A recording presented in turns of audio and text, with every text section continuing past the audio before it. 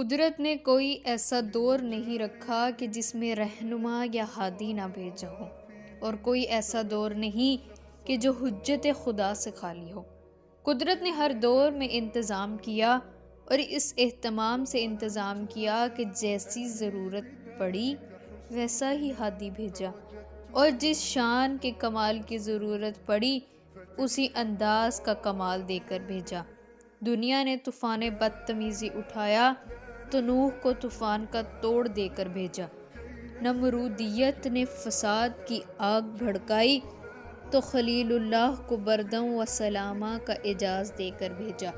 فرعونیت نے جادوگری دکھائی تو موسیٰ کو ضرب کلیم عنایت کر دی۔ یہودیت نے طب و حکمت کا زور دکھایا تو ابن مریم کو مسیحا بنا دیا۔ غرض کہ جیسی ضرورت پڑی ویسا ہی ہادی اور رہنما بھیجا، اور اس انداز کا کمال دے کر بھیجا کہ خود مرسل اعظم کے دور میں فصاحت و بلاغت اور شجاعت و بہادری کا دور تھا، تو پیغمبر اکرم صلی اللہ علیہ وآلہ وسلم کو دوہرے معجزات عنایت کر دیے۔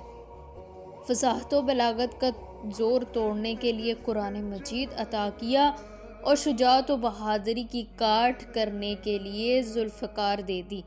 زبان سے قرآن کی آیتیں پڑھی جائیں گی اور ذوالفقار سے باطل کے حملوں کی کاٹ کی جائے گی، اور آخری حجت جب ظہور کرے گی تو ایک ذوالفقار حیدری دنیا کو عدل و انصاف سے بھر دے گی، ظلم عدل سے بدل جائے گا۔